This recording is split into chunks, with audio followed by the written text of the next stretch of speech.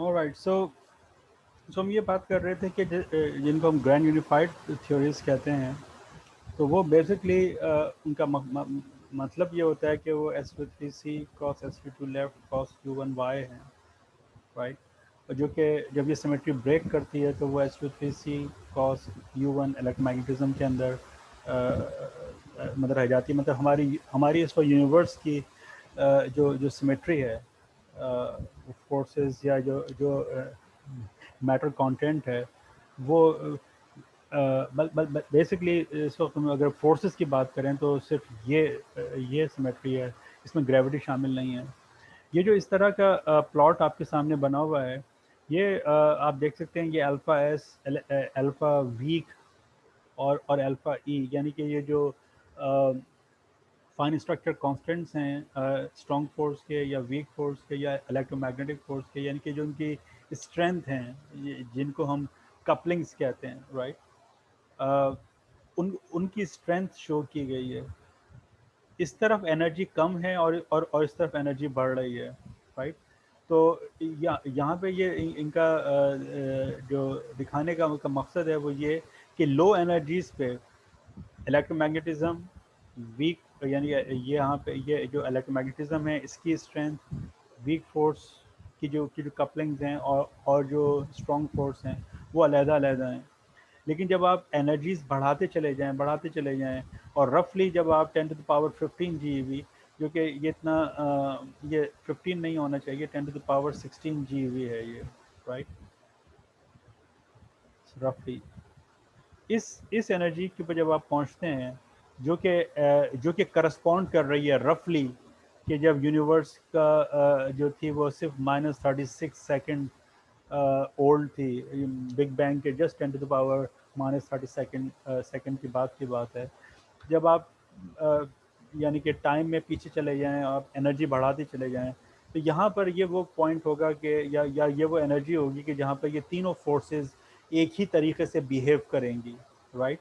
और फिर यूनिवर्स का टेम्परेचर जैसे जैसे कम होता गया, यानी कि एनर्जी यूनिवर्स की कम होती गई, ये फोर्सेस अलहदा होती चली गई हैं। ये बेसिक आइडिया है। और ये यूनिफिकेशन को हम कैसे समझ सकते हैं, यहाँ पे तो देखिए ये अलहदा हमने ये तीनों बनाई है ना, यानी कि इस पॉइंट पर कौन सी सिमेट्री होनी चाहिए।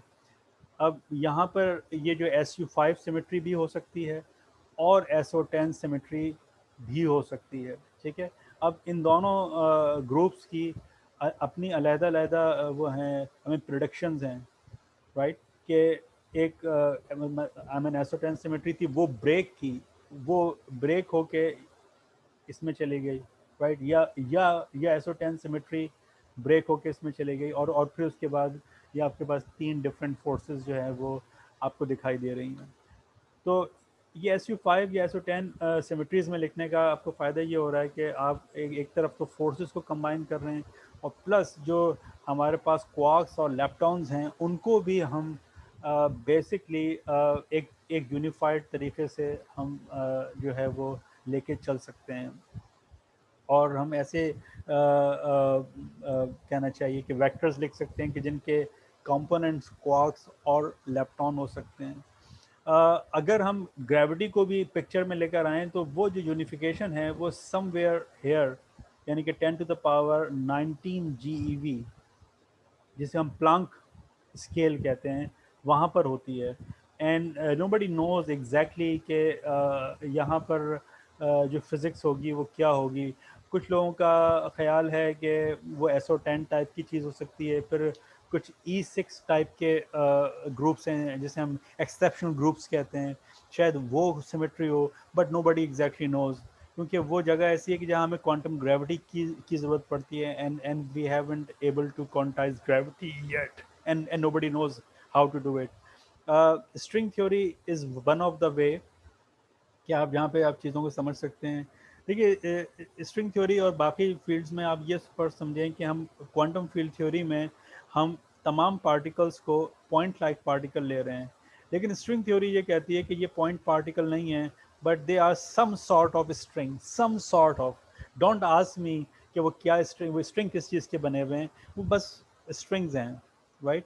और उनका और ये कब आपको ज़्यादा समझ में आएंगे, यानी कि जब आप 10 to the power -34 मीटर तक आप अगर चले जाएं, इतनी छोटी किसी चीज़ को देखने के आप कभी काबिल हो जाएं, तो आपको पता चलेगा ये जो पॉइंट पार्टिकल, जो पॉइंट दिख रहा है वो पॉइंट नहीं है बल्कि स्ट्रिंग्स हैं। बाज़ स्ट्रिंग ओपन भी हो सकते हैं, बाज़ स्ट्रिंग क्लोज हो सकते हैं। उन स्ट्रिंग्स की जो मुख्तलिफ वाइब्रेशंस हैं और उन उन स्ट्रिंग्स की जो जो सो कॉल्ड स्पिन्स हैं, वो डिफरेंट वाइब्रेशंस और डिफरेंट स्पिन्स जो हैं वो डिफरेंट पार्टिकल्स को जो है रिप्रेजेंट करती हैं। This is something like which string theorist जो है वो हमें बताते हैं। But nobody exactly knows के आप स्ट्रिंग थ्योरी से स्टैंडर्ड मॉडल जो है वो आप कैसे ड्राइव करेंगे, ये काफ़ी बड़े मसले हैं। उसकी वजह ये है कि स्ट्रिंग थ्योरी, ये जो मैंने सारी आपको फिजिक्स बताई, ये 4 डायमेंशन में हो जाती है, यानी कि जो आप रिलेटिविस्टिक फील्ड थ्योरी करते हैं उसमें ये सारी चीज़ें हो जाती हैं। लेकिन स्ट्रिंग थ्योरी के साथ प्रॉब्लम ये है कि चूंकि आप इसमें ग्रेविटी को भी साथ में लेकर आ रहे हैं और बाकी जो 3 फोर्सेस भी इसमें शामिल हैं, तो अब जो ज्योमेट्री की रिक्वायरमेंट हैं वो ये होती हैं कि आपको सिर्फ 4 डायमेंशन काफ़ी नहीं है, आपको जो है वो 10+1 डायमेंशन चाहिए, यानी कि 10 space like dimension and 1 time like dimension. तो ये 11 डायमेंशन में जाएं, आपके पास कोई ऐसा ऐसी ज्योमेट्री हो कि जहाँ पे आपके पास 11 डायमेंशंस हों, तब आप ग्रेविटी को और बाकी सारी फोर्सेस को, तमाम जो मैटर है उसको आप कंबाइन कर सकते हैं। बट ये स्पेकुलेशंस हैं और बहुत सारे अभी भी लोग डिबेट करते हैं। लेकिन अगर जहाँ तक मैथमेटिक्स का ताल्लुक है तो स्ट्रिंग थ्योरी की मैथमेटिक्स बहुत खूबसूरत है और स्ट्रिंग थ्योरिस्ट ने मैथमेटिक्स को बहुत रिच किया है इस लिहाज से। But as far as physics is concern, physical laws अब अभी निकालना स्ट्रिंग थ्योरी से अभी फ़िलहाल बहुत दूर है। बहुत सारी चीज़ें हैं जो हमें जो है समझनी है, क्योंकि हमें मालूम है कि आम ज़िंदगी में हमारा वास्ता जिस यूनिवर्स से पढ़ रहा है वो सिर्फ 4 डायमेंशन रखती है, 3 स्पेस के और एक डायमेंशन और एक टाइम का। तो बकिया डायमेंशंस क्यों नहीं दिख रहे? तो वो लोग, फिर लोग ये कहते हैं कि वो कॉम्पैक्टिफाई हो गए हैं, राइट? और वो कॉम्पैक्टिफाई जो हैं वो मैथमेटिक्स में हम क्लेबिजाओ मैनीफोल्ड्स कहलाते हैं। वो कुछ ख़ास तरीके से समझें वो कॉम्पैक्टिफाई हो गए हैं। अच्छा, प्रॉब्लम ये है कि जब आप उन कॉम्पैक्टिफाई करने की कोशिश करते हैं, यानी कि आप कॉम्पैक्टिफाई करके उन्हें स्टेबलाइज़ करते हैं, तो प्रॉब्लम ये है कि लोगों ने देखा लेट 1980s में कि you can compactify them by like 10 to the power 500 ways. वो जो 11 डायमेंशंस हैं, आप उन्हें 10 टू द पावर 500 वेज में कॉम्पैक्टिफाई कर सकते हैं या उनको स्टेबलाइज कर सकते हैं। तो और हर जो कॉम्पैक्टिफाइड या स्टेबलाइज स्टेट जो है वो वन वैक्यूम है, राइट? उसकी मिनिमम स्टेट है और हर मिनिमम स्टेट जो है वो एक तरह की यूनिवर्स को रिप्रेजेंट कर सकती है। तो दैट इम्प्लाइज के हमारे पास 10 to the power 500 universes possible हैं, जो कि बहुत एक अजीब सी बात है। तो ऐसी कई चीज़ें स्ट्रिंग थ्योरी के साथ आके जो है वो रिलेट हो जाती हैं, जिसकी वजह से काफ़ी मतलब फिज़िक्स वाले लोग काफ़ी परेशान हो जाते हैं। गो के ये 10 टू द पावर 500 यूनिवर्सेस का जो कॉन्सेप्ट है, जिसे हम मल्टीवर्स कहते हैं, ये एक तरह से कॉस्मोलॉजी में जो eternal Cosmo eternal inflationary cosmological models हैं, वहाँ से भी ये इस तरह के कॉन्सेप्ट निकल के आ रहे हैं कि एक दफ़ा यूनिवर्स अगर स्टार्ट हो जाती है तो वो एक यूनिवर्स नहीं बनती, बल्कि लातादाद यूनिवर्सेस बनती चली जाती हैं। तो एक लिहाज से ये इतना कॉन्ट्रोडिक्टरी नहीं है कि एक और मतलब हमें एक और ज़रिए से भी इस तरह के हिंट्स मिल रहे हैं कि हमारे पास एक से ज़्यादा यूनिवर्सेस पॉसिबल हैं। But nobody is exactly knows कि इस तरह की चीज़ों को हम एग्जैक्टली क्वान्टिफाई कैसे करेंगे। क्योंकि कुछ स्पेकुलेशंस हैं, कुछ तरीके लोगों ने किए हैं, वो कभी आप मुझे याद दिलाइएगा, हम इसको डिस्कस करेंगे। लेकिन but still they are speculation. Multiverse आप अगर यूट्यूब पे वगैरह पे देखें, आपको बहुत सारी चीज़ें मिल जाएंगी, लेकिन most of them are I must say कि बाज़ दफ़ा हम फिजिसिस्ट भी जो हैं वो बहुत ज़्यादा एग्जेजरेट कर जाते हैं चीज़ों को।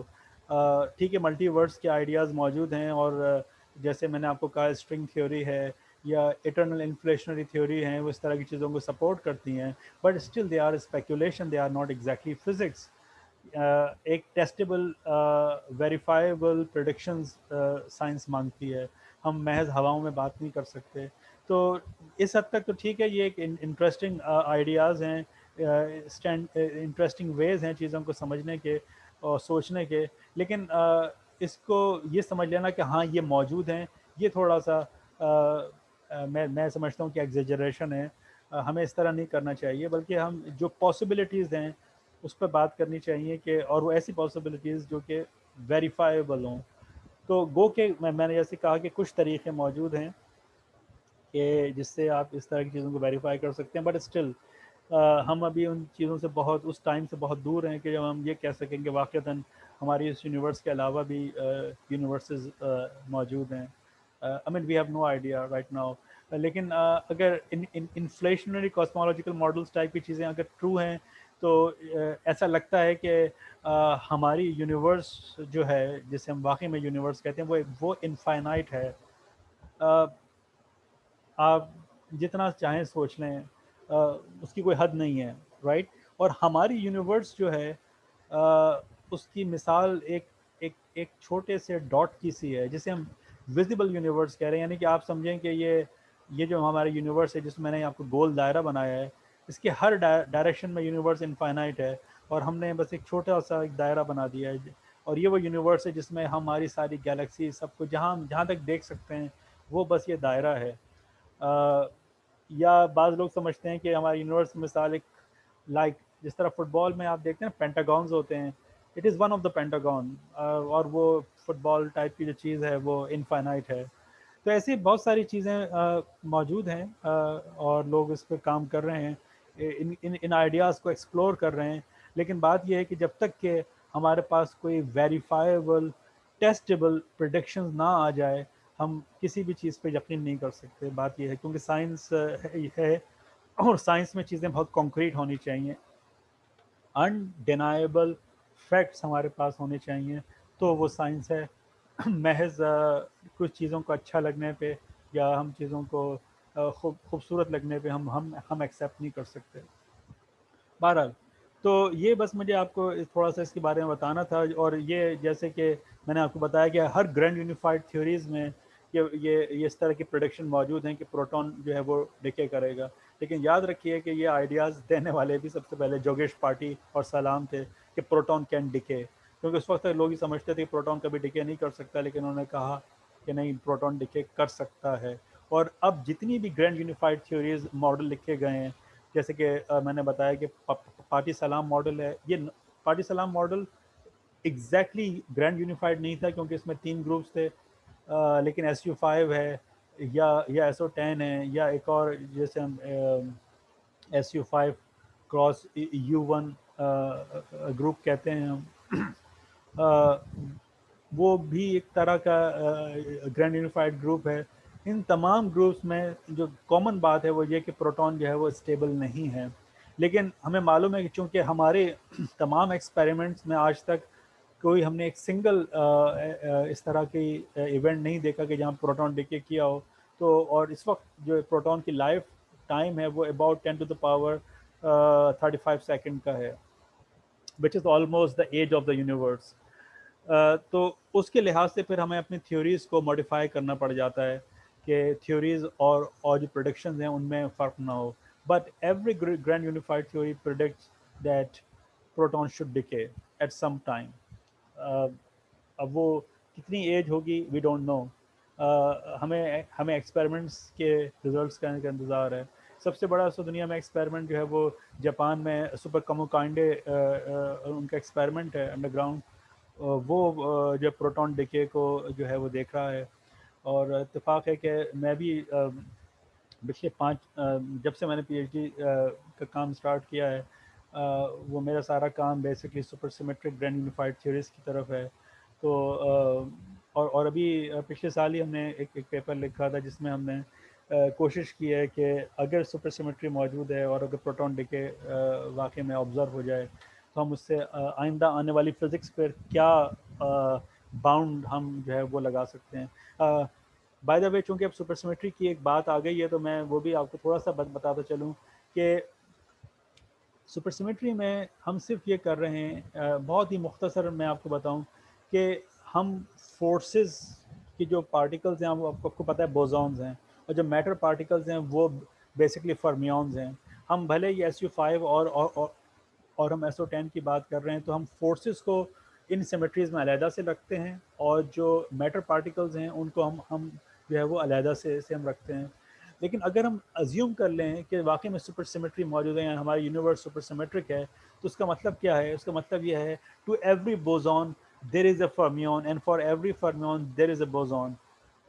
क्या मतलब है इसका? इसका मतलब ये है कि मैं आपके सामने एक सेकंड रुकें, शेयर करूं, और क्या शेयर करूं, वन नोट।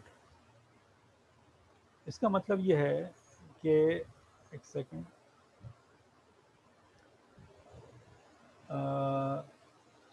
supersymmetry.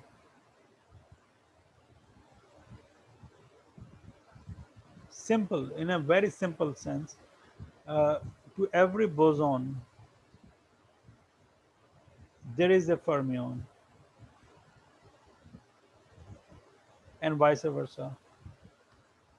यानी कि हमारे पास एक इलेक्ट्रॉन है, बल्कि ये कहना चाहिए, हाँ, जो कि हम मालूम है कि फर्मियन है, उसका एक सुपर पार्टनर होना चाहिए जिसको हम यहाँ टिल्डा लगा देते हैं, जो कि बोसॉन होगा।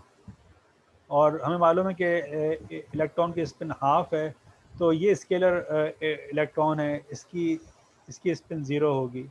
वन हो सकती है, वन भी पॉसिबल है, लेकिन कुछ टेक्निकल रीजंस की वजह से वन नहीं हो सकती, ज़ीरो ही होगी। ठीक है। इसी तरह अगर हमारे पास फ़र्ज़ करें ग्लूऑन है, राइट, आपको पता है ग्लूऑन फोर्स पार्टिकल है, राइट, ये बोसॉन है, और इसकी स्पिन वन है। तो सुपरसिमेट्री ये कहती है कि हमारे पास एक ग्लूइनो होना चाहिए जिसकी स्पिन हाफ हो और वो फर्मियन हो, एंड सो ऑन। तो जितने भी स्टैंडर्ड मॉडल पार्टिकल्स हैं, हर फर्मियन का एक सुपर पार्टनर या स्केलर पार्टनर मौजूद है, और हर बोसॉन का एक फर्मियोनिक पार्टनर मौजूद होना चाहिए। ये सिंपल आप समझ लीजिए कि आइडिया है सुपरसिमेट्री का। अब ऐसा क्यों है वो एक अलग चीज़ है, उस पर हम बाद में कभी बात करेंगे। बट सुपरसिमेट्री ये बात कहती है, और जो ग्रैंड यूनिफिकेशन है, अगर हम स्टैंडर्ड मॉडल को सुपरसिमेट्राइज कर दें तो फिर ग्रैंड यूनिफिकेशन बिल्कुल बहुत अच्छे तरीके से मुमकिन हो जाती है, क्योंकि स्टैंडर्ड मॉडल के अंदर अगर हम रहते हुए फोर्सेस को यूनिफाई करना चाहें तो वो पॉसिबल नहीं है, लेकिन सुपरसिमेट्राइज कर दें तो फिर ग्रैंड यूनिफिकेशन बहुत आसानी के साथ जो है वो अचीव हो जाती है। तो ये काफ़ी बड़ा फ़र्क है। और लार्ज हेड्रॉन कोलाइडर में जो लोग चीज़ें तलाश कर रहे हैं, उसमें supersymmetry is one of the most important target, क्योंकि अगर सुपरसिमेट्री हमें मिल जाती है तो ये एक तरह की स्पेस टाइम सिमेट्री है।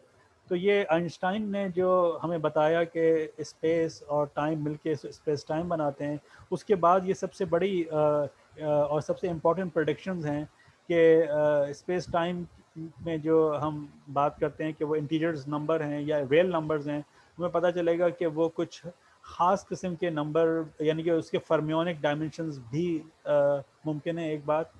दूसरी बात ये कि हम डार्क मैटर की प्रॉब्लम को हम हल कर सकते हैं। तो इसी तरह जो ग्रैंड यूनिफिकेशन के जो मसला है जो स्टैंडर्ड मॉडल में मुमकिन नहीं है, वो हम हल कर सकते हैं। तो इस तरह की कई ऐसी टेक्निकल चीज़ें हैं, अगर हमारी नेचर वाकई में सुपर सिमेट्रिक हो तो हम इन सवालात के जवाब दे सकेंगे। बट स्टिल नेचर हमारे ऊपर अभी तक मेहरबान नहीं हुई है, और we have no sign of super symmetry in any of the experimental results. अभी जैसे G-2 का जो ये जो अनाउंसमेंट हुई, तो हम लोगों ने भी एक जो है एक पेपर लिखा है, वो कि हम और ज़्यादा लिखना चाह रहे थे, लेकिन बाकी चीज़ें इतनी बन नहीं रही हैं। अभी भी एक पेपर और हमारा पाइपलाइन में तो है, लेकिन उसमें हमने यही कोशिश की है कि सुपर सिमेट्री को हम सपोर्ट करें और सुपर सिमेट्री के ज़रिए से उस प्रॉब्लम को हम हल करने की कोशिश करें। तो हमारे ऐसे बहुत सारे लोग हैं जो इस तरह की कोशिश कर रहे हैं, बट नोबडी नोज़ कि वाकई में सुपर सिमेट्री एग्जिस्ट करती है कि नहीं करती है। लेकिन mathematically speaking it's a beautiful theory, but सिर्फ साइंस है तो इसमें सिर्फ मैथमेटिकली तौर पे ब्यूटीफुल होना काफ़ी नहीं है, एविडेंस होना बहुत इंपॉर्टेंट चीज़ है। अगर एविडेंस नहीं है तो वो थ्योरी हमारे किसी काम की नहीं है। तो मुझे बस इस चैप्टर के बारे में बस इतना कुछ कहना था। अब आपको कुछ सवालात हैं तो यू कैन आस्क।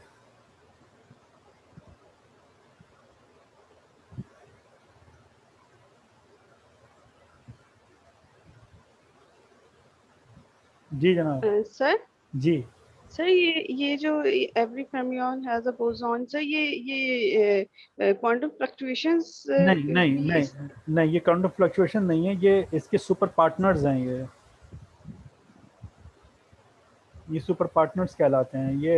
यानी कि एक इलेक्ट्रॉन है तो उसका एक कज़न कह लें या भाई या बहन, whatever you want to call it, एक सुपर पार्टनर होना चाहिए उसका सुपर सिमेट्री को बरकरार रखने के लिए। ये वो चीज़ है, ये फ्लक्चुएशन नहीं है, ये पेयर्स नहीं है। जैसे हम कहते हैं ना कि E plus E minus pair type की चीज़ नहीं है। ये कोई एनालेट नहीं कर सकते एक दूसरे को। एक एक एक फर, हाँ, तो एक पार्टिकल फर्मियोनिक नेचर का है और एक बोसोनिक नेचर का है। ये दो डिफरेंट पार्टिकल्स हैं लेकिन आपस में कनेक्टेड हैं इन ए सेंस के एक आपके पास इलेक्ट्रॉन है जिसका मैस है और जिसका चार्ज है, राइट। तो वही कुछ इलेक्ट्रॉन का भी होगा, बट फ़र्क क्या है, स्पिन का फ़र्क है। लेकिन यहाँ एक बहुत इंपॉर्टेंट सवाल पैदा होता है कि अगर इलेक्ट्रॉन मौजूद है तो फिर अब तक इलेक्ट्रॉन क्यों नहीं मिला। तो ये वाकई में एक बहुत इंटरेस्टिंग क्वेश्चन है। और लोगों का ख्याल ये है कि early phase of the universe में इस तरह की सिमेट्री ब्रेक हुई है, यानी कि सुपर सिमेट्री जो है वो एग्जैक्ट सिमेट्री नहीं है। अगर एग्जैक्ट सिमेट्री होती तो अगर हमारे पास आज इलेक्ट्रॉन 0.5 MeV का मौजूद है तो फिर हमें सिलेक्ट्रॉन भी, यानी कि जो उसका स्केलर पार्टनर है वो भी 0.5 MeV का अब तक मिल चुका होता, जो हमें नहीं मिला। नहीं मिलने की वजह यह है कि सुपर सिमेट्री भी early phase of the universe में ब्रेक कर चुकी है, जिसकी वजह से इलेक्ट्रॉन और जो उसका सुपर पार्टनर है सिलेक्ट्रॉन, उसके मैसेज डिफरेंट हैं। और डिफरेंट होने की वजह से वो हैवियर हो गया और वो फिर early phase of the universe में वो फर्दर दूसरे पार्टिकल्स के अंदर डिके कर चुका है। हाँ, हम कोलाइडर्स में जैसे लार्ज हेड्रॉन कोलाइडर है उसमें हम इनको प्रोड्यूस कर सकते हैं वाया E=mc²। आप इतनी एनर्जी पंप कर दें, अगर इस तरह के पार्टिकल कभी एग्जिस्ट कर सकते होंगे तो वो वजूद में आ सकते हैं और वो फिर डिके करेंगे तो फिर हमें अंदाज़ा होगा कि हाँ वाकई में इलेक्ट्रॉन मौजूद कभी था, अब नहीं है। समझ आई बात आपको? कुछ मैं समझा पाया आपको? Yes sir. Yes sir. Sir हाँ, सर अभी हमारी यूनिवर्स का टेम्परेचर ज्यादा हो रहा है या कम हो रहा है? आपका क्या ख्याल है, क्या हो रहा है? सर मेरे ख्याल से कम हो रहा है। क्यों?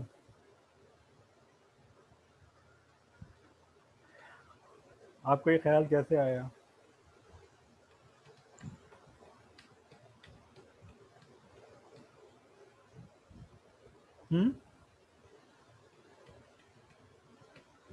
देखो, कोशिश भी तो करनी चाहिए ना। देखो, ये सवाल तो बहुत सिंपल है इस लिहाज से कि आपको पता है कि हमारी यूनिवर्स एक्सपेंड कर रही है। आपको पता है जब चीज़ें एक्सपेंड करती हैं तो टेम्परेचर गिरता है। लेकिन बात यह है कि यूनिवर्स इतनी बड़ी है कि उसके उसके एक्सपेंशन का हमारी जो लाइफ टाइम है इसमें इसमें कोई पता हमें नहीं चल सकेगा। और जो कॉस्मिक माइक्रोवेव बैकग्राउंड रेडिएशन है वो हमें बताती है कि इस यूनिवर्स का जो टेम्परेचर है वो अबाउट 2.7 केल्विन है। It is not is zero, not exactly zero, but about 2.7 kelvin है। किसी ज़माने में जब यूनिवर्स का साइज़ कम था तो ये और ज़्यादा था। और आप, मैंने जैसे आपको एनर्जी स्केल बताया, इसको आप टेम्परेचर में कन्वर्ट कर लें तो आपको अंदाज़ा हो जाएगा कि बहुत ही ज़्यादा था। लेकिन अब चूंकि आप ये समझिए कि यूनिवर्स एक्सपेंड कर रही है, नहीं, टेम्परेचर जो उसका कम हुआ है, कम होने की वजह ये है कि यूनिवर्स एक्सपैंड कर रही है।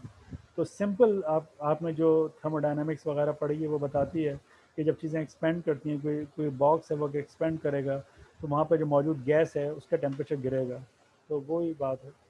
तो eventually the temperature will decrease, लेकिन हमारी जितनी लाइफ टाइम है उसमें हम इस टेम्परेचर को की जो कमी है उसको हम फ़िलहाल मैं नहीं समझता कि हम मेजर कर सकेंगे, but it will decrease for sure. जी अली रहमत साहब। सर जैसे हमने अभी कहा कि सुपर सिमेट्री यानी ब्रेक हो चुकी है पहले, इसकी वजह से हमें ये जो दूसरे जो इसके क्या कहा था सर, जो सुपर पार्टनर्स। सुपर पार्टनर्स नहीं मिले। तो सर ये जो सुपर सिमेट्री जो ब्रेक हुई है वो जिस वक्त इन्फ्लेशन हुई थी उसी टाइम हुई या उससे नहीं पहले हो चुकी थी? नहीं, इन्फ्लेशन की बहुत बाद में हुई है, काफ़ी बाद में। अच्छा सर, और दूसरा सवाल ये था कि मैंने ये पढ़ा था कि सर जो लार्ज hadron कोलाइडर जो है उसमें जो टेम्परेचर है वो सूरज के कोर से ज्यादा है कह रहे हैं सर। हाँ, वो एट द तो सर टाइम ऑफ तो वहां पे कोलिजन, तो at the time of collision, क्योंकि आप, मैंने तो सर जैसे तो वहां बताया ना कि जब आप इलेक्ट्रोवीक थ्योरी को जब आप अप्रोच कर रहे हैं, मतलब आप देखें ना, आपने लार्ज hadron कोलाइडर में देखिए जो स्केल है सलाम वाइनबर्ग थ्योरी का, वो 100 GeV है। आपको पता है कि जो उसमें हैवीएस्ट पार्टिकल है सलाम वाइनबर्ग थ्योरी में, जेड पार्टिकल है जो कि 90 GeV है, ठीक है। अच्छा, अब हमें हिग्स बोसॉन भी मिल गया, वो भी हिग्स स्टैंडर्ड मॉडल का ही हिस्सा है ना, वो 125 GeV है। तो रफली अब ये 25 GeV को हम कहाँ रखें, हम कह देते हैं कि 100 GeV की का स्केल बनता है सलाम वाइनबर्ग थ्योरी का, ठीक है। अच्छा, तो इसका मतलब है कि जब आपने इस थ्योरी के सारे पार्टिकल्स आपने यहाँ तक अचीव कर लिए, इसका मतलब है कि आपने for the very brief period of time के लिए इतना तो टेम्परेचर आपने जनरेट कर ही लिया होगा ना। मैं होल यूनिवर्स की बात नहीं कर रहा हूँ, मैं बात कर रहा हूँ जब कुछ प्रोटॉन टकरा रहे होंगे at the very very small period of time, fraction of second के लिए, जब ये पार्टिकल टकराए बहुत ज़ोर से, और वो मतलब हाई, इंतहाई हाई हाई एनर्जीज के ऊपर टकराए, और टकराने के बाद हिग्स बोसॉन जैसे पार्टिकल क्रिएट हो गए, ठीक है। तो एट दैट वेरी मोमेंट जो टेम्परेचर था वो तो यकीनी तौर पे जो मैंने आपको टाइम बताया 10⁻⁻12 सेकंड का, उसको आप अगर एनर्जी में कन्वर्ट कर लें तो उतना टेम्परेचर तो हो गया होगा ना, और वो टेम्परेचर सूरज के मुकाबले में बहुत ज़्यादा है।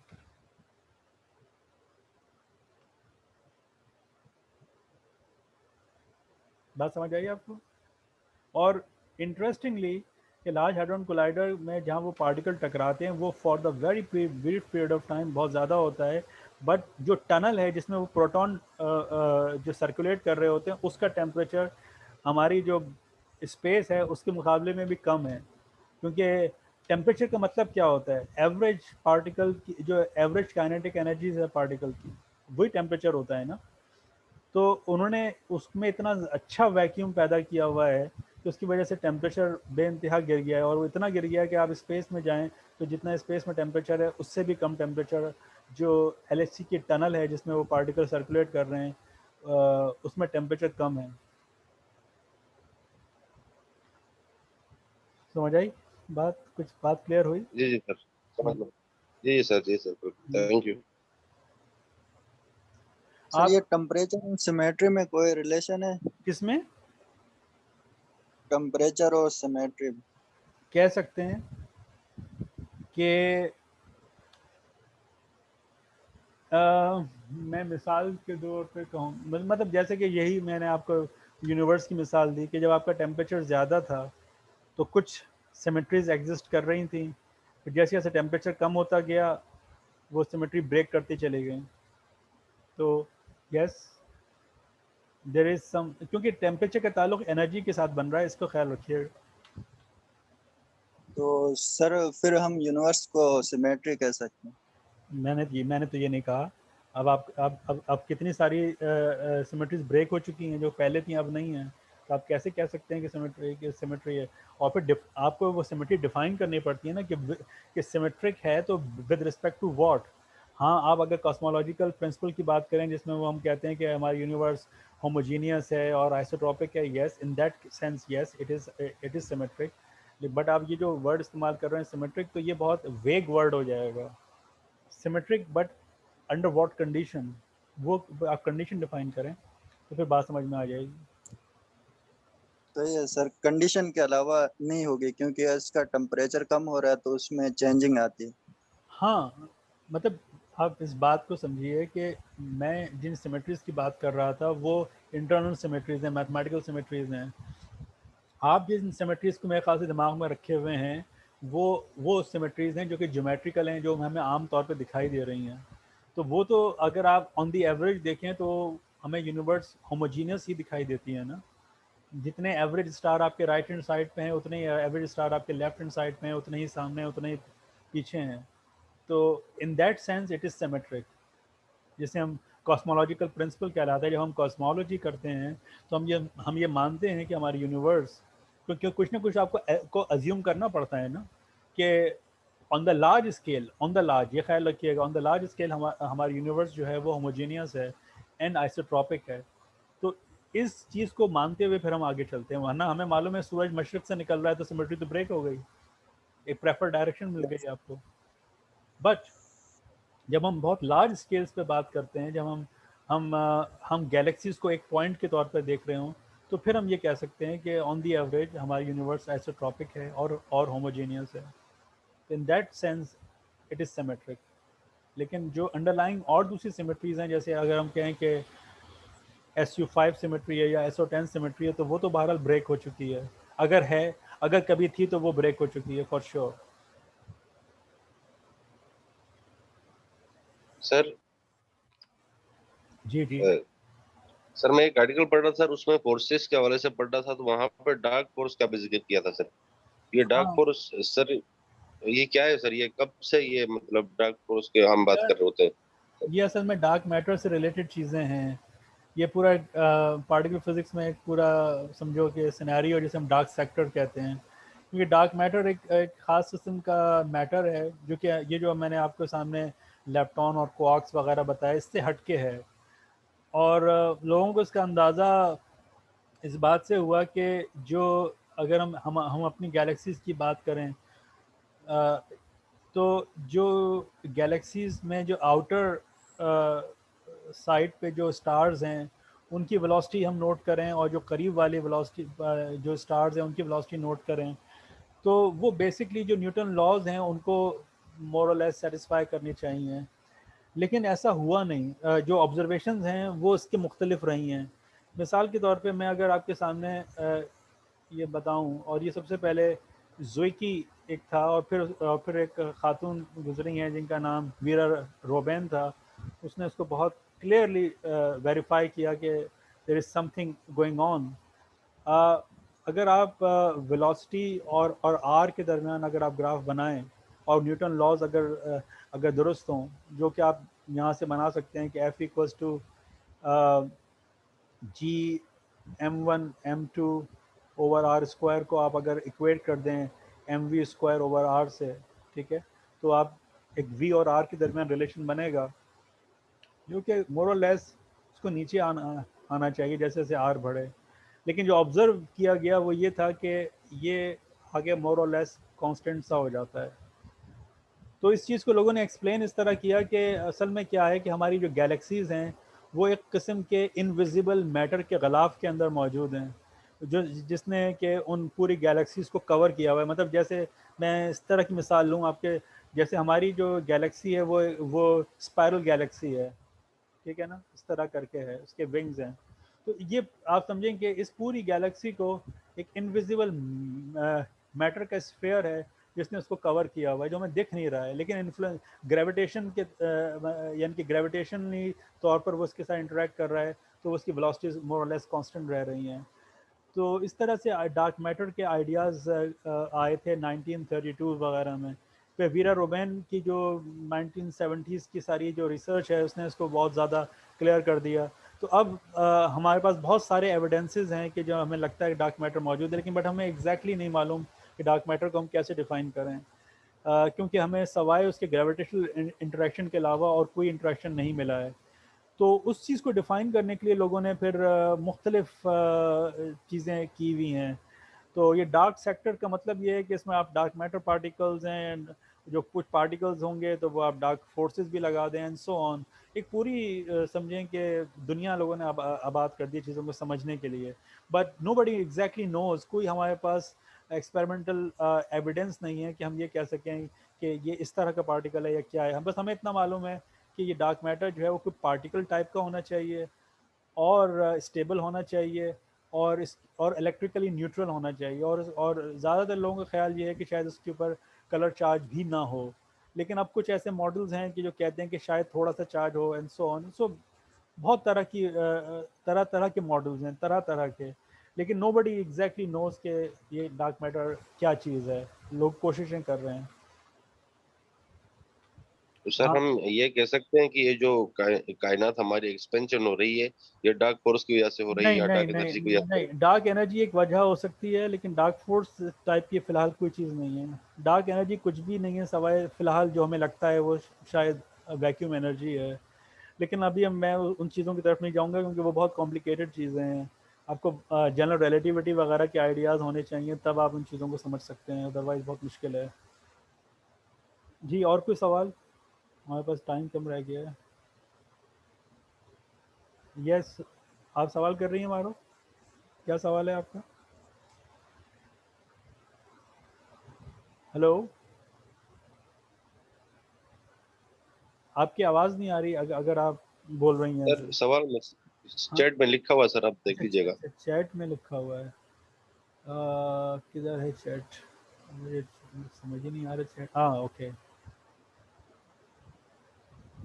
क्या चीज़ है? हैंडेड, अच्छा राइट हैंडेड।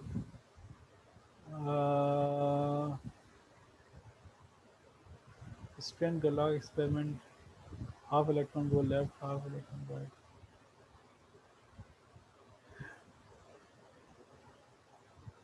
नहीं, ये देखिए, ये जो सवाल है वो इस तरह का है।